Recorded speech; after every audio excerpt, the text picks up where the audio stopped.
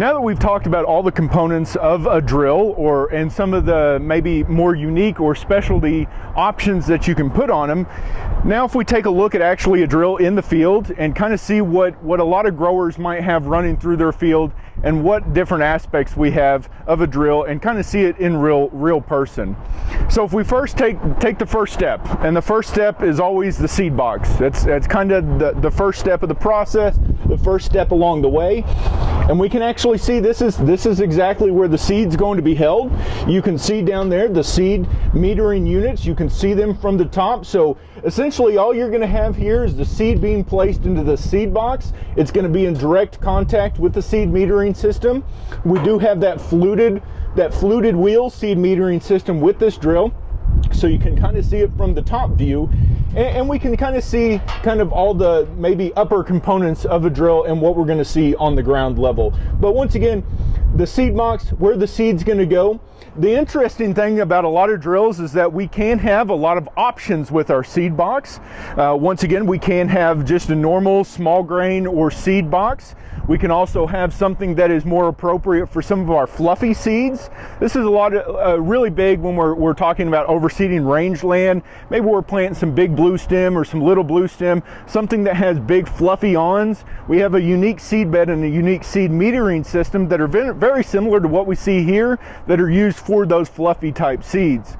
We also can have something like a small legume box, which has a little bit more precision to where we can put more precise legumes into field. And we can also have different boxes that we can actually put dry fertilizer out within the seed boxes itself. So now once we get on the ground, we can get into a lot more details about the drill and the system on the ground. Now that we're on the ground, we can actually go through the individual components of the drill that we're going to see at the ground level. The first thing we're going to look at is one of those unique options, and it's these coulters out front. This is one of those additions that aren't necessarily on all of your drills or all of your planting units, but it's something you can have very unique on something that is more considered a no-till unit, which is what we have here. We have a nice no-till drill. And what we have here are these fluted coulters. These fluted coulters, as you saw previously, are going to do some degree of tillage, but essentially just like all the implements that are out front, they're meant to help manage, have the drill manage some residue or various degree of crusting or soil on that surface to make it to where we can get a better seeding condition, get that seed put in the right place at the right placement at the right time, and get a good closure. So once again, one of these extra things that can be added on to a drill or to a planting unit that can kind of help us out along the way. As we kind of move back, we can kind of get into that nuts and bolts, or those really key components to what makes a drill a drill. The first thing we're going to see is the seed openers, and this is usually right in line or right even with those front coulters. If you did have a no-till unit, we see that this unit actually has a double disc opener, so that's one of those more classical seed or furrow openers that we see. These double disc openers can be really good. They're really nice at getting good seed precision and seed placement right at the right place and at the right time. With these double disc openers, essentially what you're having is the seed tube coming down. Having the seed tube, it's going to drop it right in the middle of this through a chute, and that chute is going to put that seed right into the furrow that is being opened with this double disc opener. And so these double disc openers are really nice. The one thing about them is that you just take a little bit of maintenance to make sure they're doing their job. And if you can see here, what we have is a little trick to the trade is what we call the credit card method or the business card method. Because we want those double disc openers to be actually touching to some degree for a certain amount of space within those discs, we see up front what you're wanting to do is have a nice clean edge to where you're cutting that furrow down in to get that seed placed nicely. What you have to do is you actually just have to slide some credit cards in until they get pinched by those discs, and that's going to give you a specific part of that disc or a specific length of that disc that are actually touching. Now, what we want to do with that is then go to our user's manual. Our user's manual is going to give you a precise length or a range of length that is appropriate for a particular drill with a particular size disc openers that's going to give us to where we have it around the right angle with the right amount of length to make sure that we're getting a real nice furrow set up here in this unit. The next thing is actually a little addition that we have, very similar to the coulters out front, but it's actually a fertilizer applicator. This is a liquid unit, so what we're actually doing is after we cut that furrow and we place that seed in that furrow, we can come over the top and put some liquid fertilizer out, just in case you need a little shot of fertilizer in furrow to really get that crop up and going. This rig is set up for it, and it can do a nice job, provide a lot of flexibility to the grower that might need a little bit or might need a lot of nutrients in furrow there with that seed.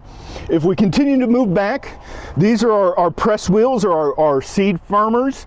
Once again, if you remember, this is kind of the end of the unit. This is what's going to leave that seed and leave that seed furrow and that seed trench in the right conditions for it to get good germination, emergence, and early season growth. So what we have are the wide units. Remember, these wide units are really good when we're talking about, kind of lighter soils, maybe some that are very heavily conventionally tilled. They don't have as much pressure as our more narrowed ones or the pinch, but they still can do a really good job in some rather firm soil. And the other thing is they don't really have a tendency for seed wall compaction. So this is an example of some of these wide seed firmers that do a really good job. The unique thing about this planter is that these seed firmers are actually what's helping control our depth. Remember, one of the key things for a drill is getting that seed at the right depth that we want it to. With some of our crops, like let's say some of our larger seeded crops like corn, this seed depth has a little flexibility. However, when we're talking about drills, we often talk about wheat, and wheat has a pretty good range that it can be planted at, but because it is a smaller seeded, that range is not nearly as wide as what we say some of our other crops are. Additionally, we like to plant canola with our drills, and it has a very, very narrow range where it can be planted. So having this, in a good place and making sure you got good depth is essential. So how these work is based on how much down pressure you have and how much give you give these things. It determines how much or how deep that's going in the soil. So what we see here, if we put it all the way to the front, this has very little give. So if you're going through the soil, it doesn't have a whole lot of give at all. What this is doing is not allowing those discs to go into the ground very far, because it's kind of providing a base that this is as far as it's going to give, and this is as far as it's going to let it go into the soil. So if we go the complete opposite end, and just to kind of get a good example, we see that this can go all the way up here. So this is providing a lot of flexibility and really letting those discs, if you can see comparatively, that's really letting those discs go really deep into the soil. If we have something that needs really deep placement, you can do something along these lines. Most of the time you're going to be somewhere in between. You don't want the really extremely shallow. You're going to be somewhere that this has a little bit of give and it allows that disc to get into the soil without getting it too deep into the soil. So we see here kind of the main components of a drill.